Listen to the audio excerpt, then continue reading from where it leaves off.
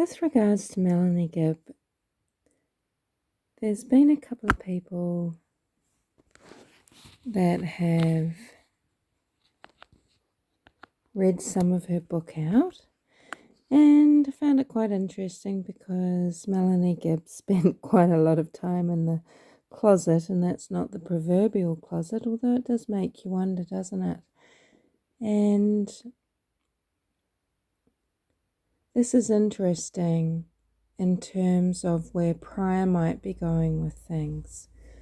Melanie Gibb's isolation, whether it's a self-imposed hiatus in her own closet, isolation from belonging anywhere, and isolation due to possibly what might make her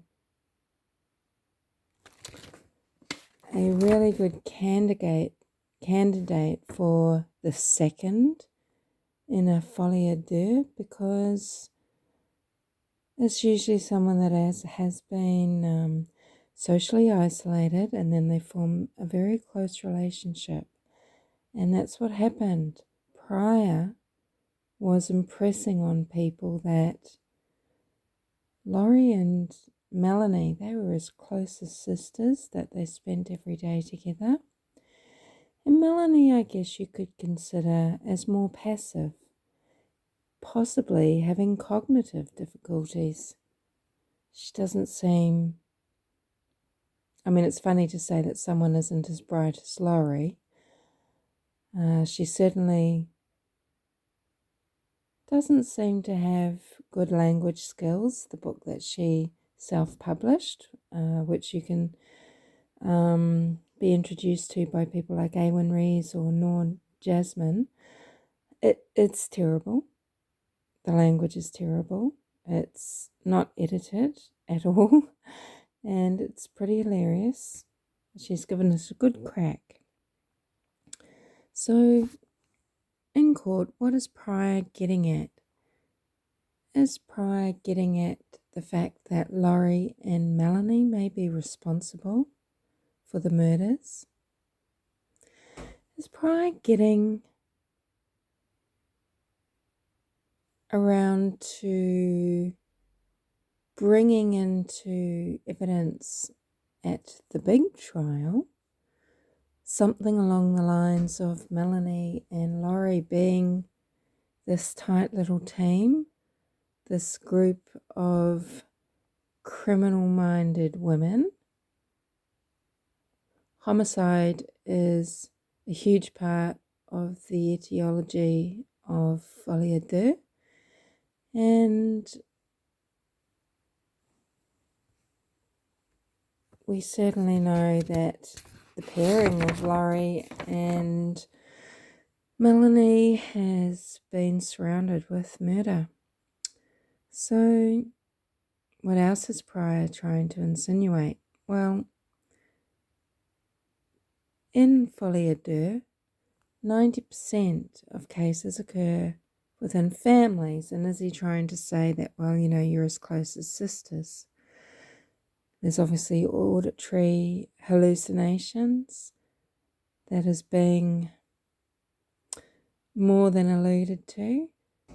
And with regards to auditory hallucinations, in studies you'll see that it's within 100% of the people with schizophrenia, 59% of the people that are evangelical Christians, and 27% of the non-psychiatrically, like these non-evaluated controls that are still sort of religiously connected. So, you know, auditory hallucinations, the religious views, the sisterhood, the isolation, the closeness, is Pryor pushing toward Lori being a primary or the index, you know, being the stronger person, probably, you know, going to allude that she's got some sort of schizoidal or mood disorder, some sort of bipolar disorder, because I believe bipolar was something that's come up in all the paperwork mentioned on channels like WATF when they received all the paperwork that came through, and there was an assessment that was done on Lori when she was going through a lot of stuff with Joe Ryan. And you'd have Melanie as the person, the secondary, that would be considered as the one having the folie à deux, often with this comorbidity of, say, an intellectual disability or some sort of cognitive disorder. Well, it's very likely that Melanie does have something in her makeup that Pryor can sort of force onto her and make fit. Possibly Melanie would be on the autism spectrum disorder. I think that's possible. I'm wondering if something in Melanie's past, her unhappiness with her marriage, etc., the struggle with having children, is there substance abuse issues in her past, because many of the seconds or the primaries, they'll have substance use disorders. So, these mystical delusions with this isolation, the prolonged and close contact. I don't know if we could say that it's prolonged, but I mean, every day spending, after Melanie has been isolated in her closet for 3 months,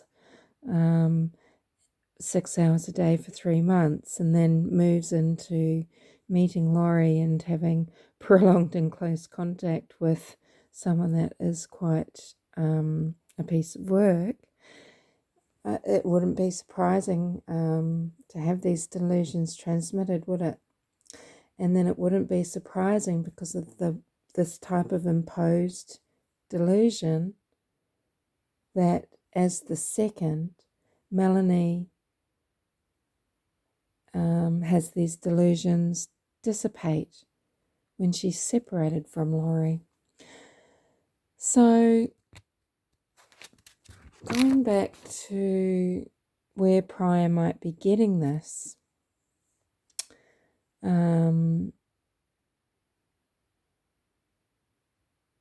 number one, I think he's going to be not only separating Melanie and Lori out. I know we think that it might be going to be Melanie, possibly as sort of a victim, along with David, who might be part of the group and also controlling her, and it's Lori and Alex. But I think, is Pryor going to be moving to, with this cult, we've got this kind of mass hysteria, because we've got these collective, the collective illusions where there's all this prepping, all the rumour mill and the fear that runs through these groups, and these people that can't tell the difference between delusion and truth anymore, because they're really believing that there's going to be the end of days. They really believe that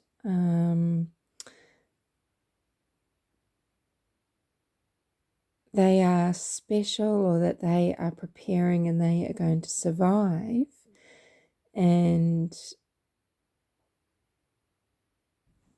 you've got these two people, one of whom is leading this group with these delusions, and the other one who might help her carry out, whatever has to happen, because, they will move everything out of their way. They won't be stopped in their course of action. They can't be stopped on their quest. It's interesting when you start thinking about Melanie and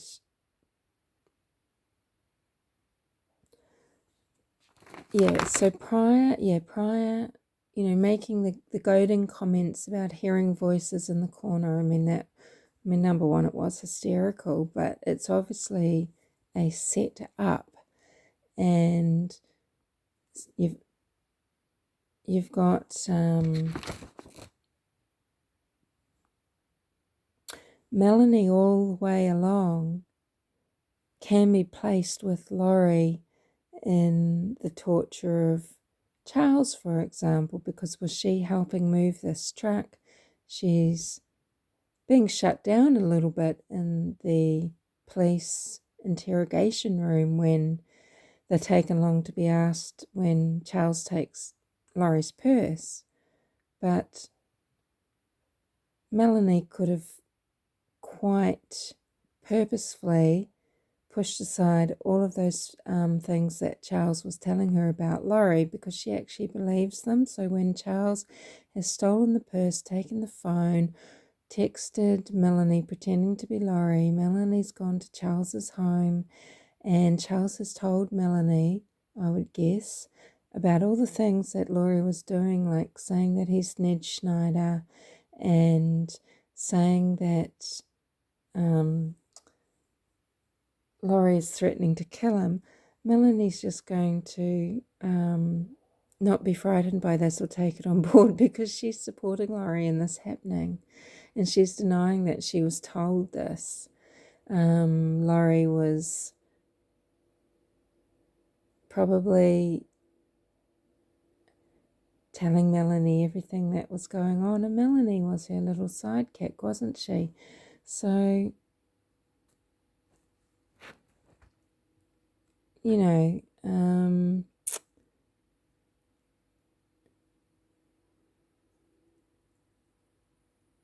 Laurie was telling Melanie some really weird things, like, why hasn't Charles died now? He's supposed to die in an accident.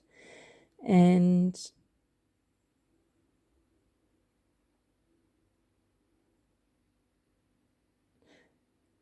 Melanie knew that Charles was possessed with a zombie months and months before he was actually murdered. It's all very weird. Yeah, so when you go through the interviews with Nate, it is extremely interesting. You add on top of that the book, Feel the Fire, that Melanie wrote, and in it she describes her isolation, self-isolation into a closet, trying to save her marriage, trying to save her family, when I think, she really wasn't coping, and, she just decided after all of this that, well, maybe everyone else had to change, the problem wasn't with her, and then she's met Laurie and she's become a little sidekick. This is a very long, rambly thing. It's not really making sense, but I think the important things to know here are the preppers, the prepping groups, mass hysteria, the teachings that are not of a religion that is accepted, so they've created their own culture. They have the so-called charismatic leaders that are in it for the sex and the money. They have these special ways of thinking about things. You've got your portals, you've got your light and dark, and how light and dark you are. You've got your their own interpretation of all those scriptures. It's like a one-upmanship of the teachings, and then you've got way beyond those teachings, even though Melanie will deny it, you've got all the teachings that probably the patriarchy people in the group are teaching to Laurie, and then teaching through Laurie. So you've got a perfect setup for someone like Melanie to come along and be manipulated by Lori to take on Lori's delusions. And I think this is what Pryor might be trying to get at.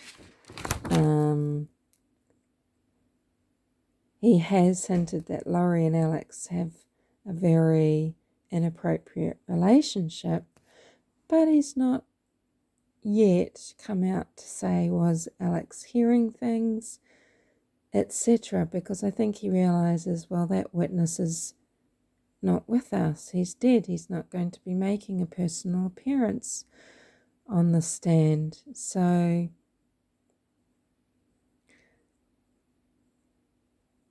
yeah, I mean, Melanie's trying to separate herself now with her language.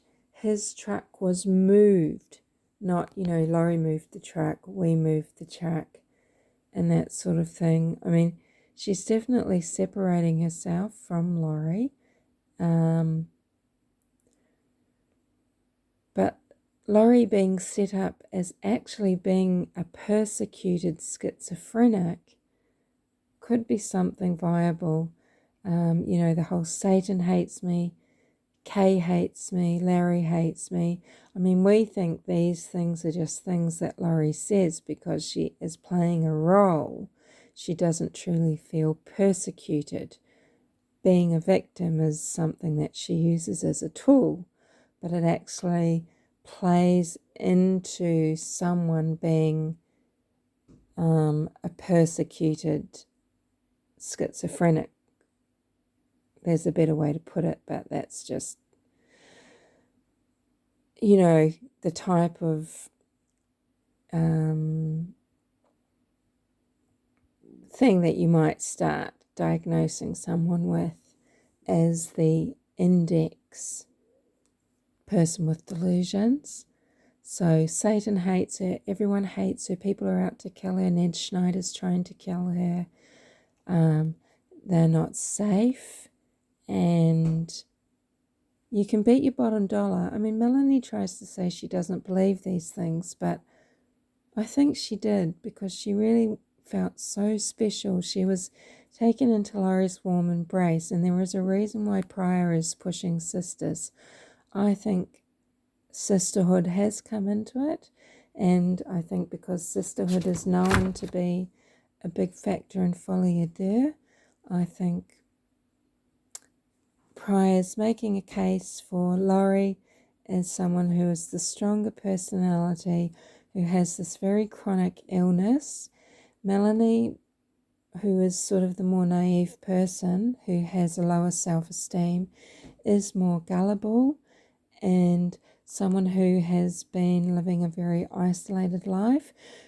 She obviously, when you read her book, and I've obviously, as I said, only seen these excerpts that Awen Reese and Nor Jasmine has showed, but she obviously lacks insight.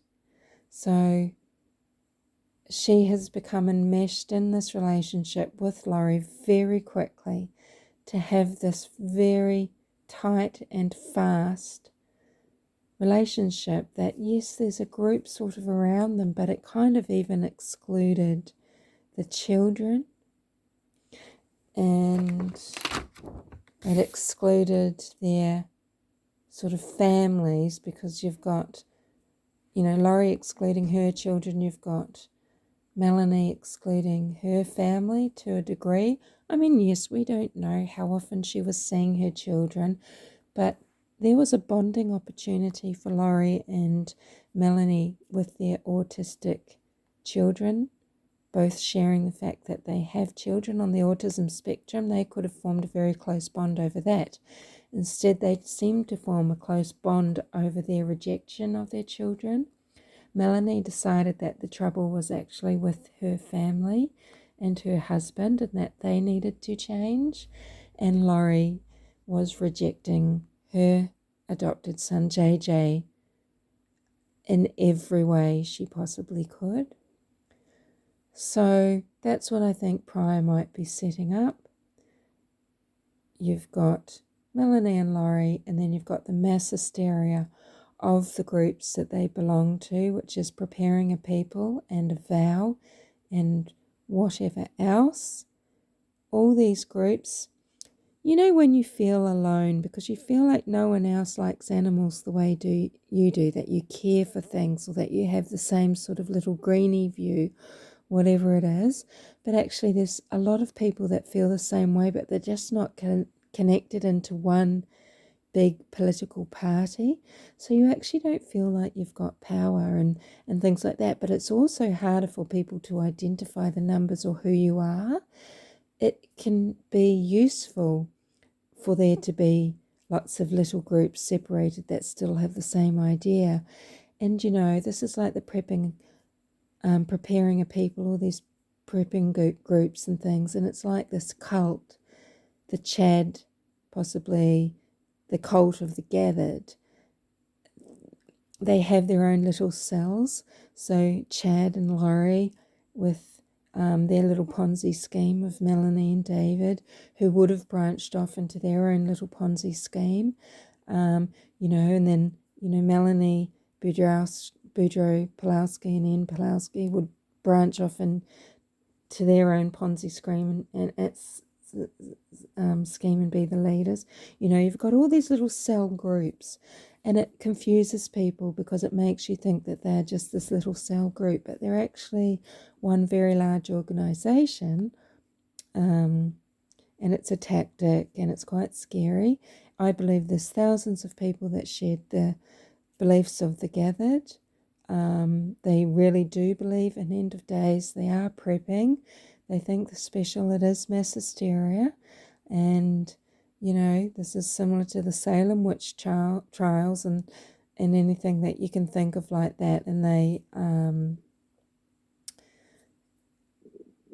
you know, are actually quite dangerous because there is a lot of them.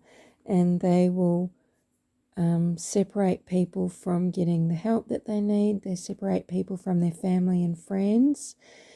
They always include sort of influential or affluent people in the community. And this could just be someone like a Chad Daybell, who has been thought of as influential because he's actually authored some pretty crappy books and he speaks at meetings and he's been in the area for a while and people seem to trust him. They include a lot of people that have had depression and trauma in their backgrounds, and this is obviously people like, I'd say, Julie Rowe and Melanie Gibb. And these delusional disorders just spread like wildfire, and it's very sad that what we see, okay, within the mass hysteria you've got, you know, the severe delusions that can end up in things like mass suicide, but with these cells you're ending up with homicide, and it's terrifying. I hope that I haven't jumped around too much.